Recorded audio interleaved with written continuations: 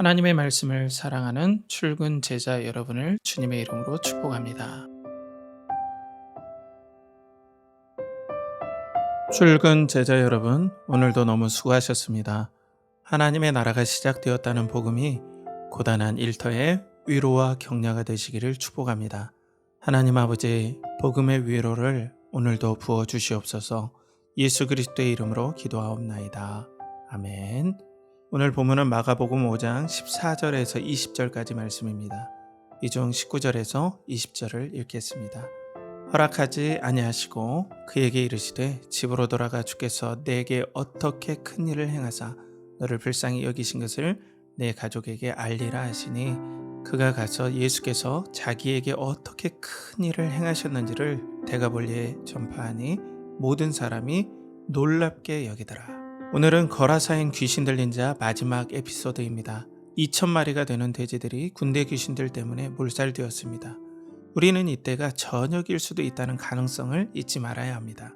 이 사건을 직관한 돼지 치던 자들이 놀라 도망칩니다. 그도 그럴 것이 돼지의 괴성은 귀를 막아야 할 정도로 엄청 큽니다.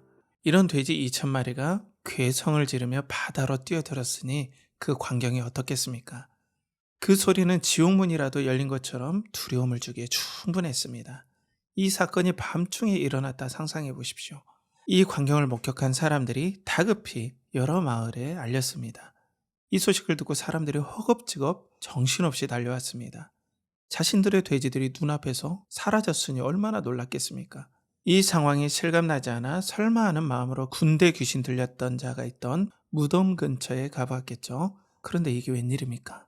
항상 들리던 괴성이 없고 적막하기까지 했습니다. 사실 이런 적막이 더 공포를 줍니다. 이때 예수님과 제자들 옆에 조용히 앉아있는 군대 귀신 들렸던 사람을 발견합니다. 사람들은 소스라치게 놀랐을 것입니다. 거라사 지방 사람들은 순간 머릿속에 계산기가 돌아가지 않았겠습니까? 그리스도께서 계속 계신다면 다양한 재산 손해가 있으리라 넘겨짚었을 것입니다. 그리고 2,000마리 돼지의 손해배상도 예매해졌습니다. 돼지의 몰살은 누가 봐도 군대 귀신들의 소행이 분명해 보이기 때문입니다. 왜냐하면 이 지방 사람들이라면 그 앉아있는 사람이 군대 귀신 들렸다는 사실을 다 알고 있었기 때문입니다. 이때 그들은 지체할 것도 없이 그리스도께서 떠나가시기를 간구합니다. 구원이고 무엇이고 필요 없다. 하나님 나라와 하나님 아들 이런 복음 다 필요 없다. 하루속히 예수님이 떠나시기만을 바랬습니다. 물론 재산상 손해는 정말 안타까운 일입니다. 성경은 복음 전파라는 대의적인 명분만으로 피해를 주는 것을 합리화하지는 않습니다. 단 마가는 거라사 지방 사람들의 반응에 먼저 집중하며 기록하고 있습니다. 그들에게 재물은 신이었습니다. 돈이 가져다주는 안정과 쾌락만이 그들에게 기쁜 소식이었습니다. 이런 사람에게 하나님 나라 복음은 기쁜 소식이 아니었습니다. 당연히 예수님도 왕으로 영접할 이유가 없었겠죠. 사랑하는 출근 제자 여러분, 우리는 그리스도와 복음에 감사함을 잊지 말아야 합니다. 죄와 탐욕은 반드시 심판과 종말을 맞이하게 됩니다. 그리스도가 다스리는 나라가 시작되었고 반드시 완성되기 때문이죠. 그것을 우리는 믿고 순례자로 살아가야 합니다. 이 정체성이 없이 어떻게 예수님을 환영하고 기뻐할 수 있겠습니까? 존귀하신 그리스도께서 금은보다 더 소중하게 믿어져야 진정한 성도가 아니겠습니까?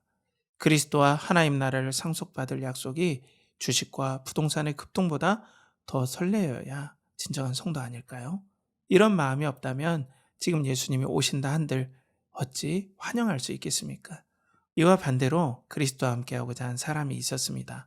바로 군대 귀신 들렸던 자입니다. 이 사람은 군대 귀신을 겪어본 사람입니다. 아마 자신 속에 있었던 귀신들이 그리스도를 얼마나 두려워했는지 체감했을 것입니다. 예수님을 직면하기 전에는 어떤 세력도 자신을 건져낼 수 없다는 사실을 알고 있었을 것입니다. 사자에게 물렸을 때 그 누가 구해줄 수 있겠습니까? 이때 다윗이 사자의 입을 찢고 어린 양을 구하듯 그리스도께서 그를 건져주셨습니다. 이 사람은 사탄을 압도하는 하늘 권세를 경험했습니다.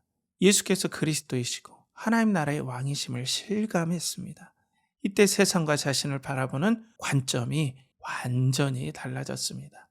복음의 관점으로 자신과 세상을 해석하기 시작한 것입니다.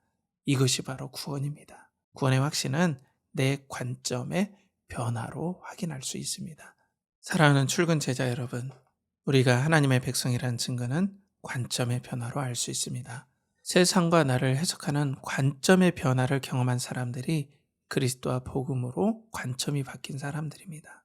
하나님의 나라가 시작됨을 알고 거기에 맞춰 나의 꿈을 꾸는 사람들입니다. 이 사람들에게는 일터와 인간 관계와 행복에 차별된 관점들이 있습니다. 고단한 삶에서 하나님의 나라가 시작되었다는 복음으로 깊은 위로를 받습니다. 우리가 누구입니까? 하나님 나라 백성입니다. 거라사인의 사람들은 이 복음을 거절했죠. 그들이 꿈꾸던 모습이 아니었기 때문입니다. 돈과 쾌락을 더 줘야 하는데 2,000마리가 감소했으니 어떻게 예수님을 기뻐하며 영접할 수 있겠습니까? 반면 군대 귀신 들렸던 자는 세상의 본질을 깨닫게 되었습니다. 생사가 오가는 영적 전쟁을 경험했습니다. 이 세상은 눈에 보이지 않는 영적 세계가 있음을 그 누구보다도 확신한 사람입니다. 보이는 것과 보이지 않는 세상의 왕은 그리스도라는 확실한 체험을 가진 사람이었습니다. 동일합니다.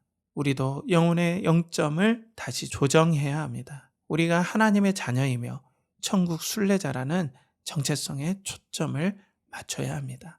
아버지께서 나를 일터에 파송한 사실을 마음속에 되새겨야 합니다.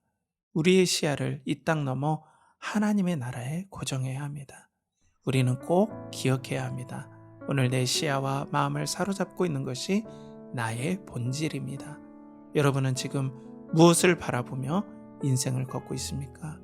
그리스도는 여러분을 응원하고 계십니다. 하나님 나라가 시작되었다고 계속 말씀하고 계십니다. 그리고 이 나라가 완성될 때까지 우리를 도우시겠다고 약속하십니다. 이 주님으로 일터의 고단함을 복음으로 이겨내는 출근 제자 여러분이 되시기를 축복합니다. 내일의 일터를 위한 묵상 질문을 나누겠습니다. 요즘 여러분의 마음을 사로잡고 있는 소망은 무엇인가요?